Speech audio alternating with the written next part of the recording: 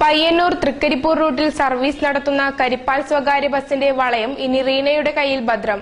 തൃക്കരിപ്പൂർ മേഖലയിലെ ആദ്യ വനിതാ ബസ് ഡ്രൈവറായി നീലേശ്വരം കരുവാച്ചേരി സ്വദേശി 31-കാരിയായ റീന തിങ്കളാഴ്ച രാവിലെ തന്റെ കന്നിയോട്ടം നടത്തി. പുരുഷന്മാർ മാത്രം ചെയ്തു വരുന്ന തൊഴിലുകൾ കൈക്കരുത്തിലും മനസാന്നിധ്യത്തിലും തനിക്ക് മുന്നിൽ ഒന്നുമല്ലെന്ന് തെളിയിച്ചിരിക്കുകയാണ് വളയം കയ്യിലേന്തി നീലേശ്വരം കരുവാച്ചേരിയിലെ പി റീന.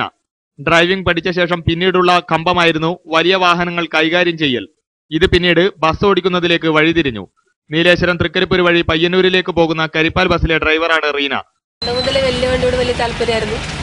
പിന്നെ ഹെവി കിട്ടിയപ്പം ബസ് എടുക്കണമെന്ന് ആഗ്രഹം ഉണ്ടായിരുന്നു. വലിയ വണ്ടി എടുക്കുന്നേ ഉള്ളൂ, വേറെ ലൈസൻസ് കിട്ടി വലിയ വണ്ടി കുറെ പ്രാക്ടീസ് ചെയ്തിരുന്നു.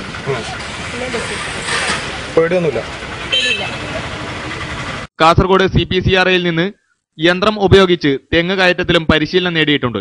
കഴിഞ്ഞ 11 വർഷമായി കാര്യങ്കോട് ദേശീയപാതയിൽ ഇളനീർ വിൽപ്പന നടത്തുകയായിരുന്നു. സ്വകാര്യ ബസ് ഓടിക്കുന്ന പുരുഷ ഡ്രൈവർമാർക്ക് റീനയുടെ ബസ് ഓടിക്കൽ കൗതുക കാഴ്ചയായി മാറിയിരിക്കുകയാണ്.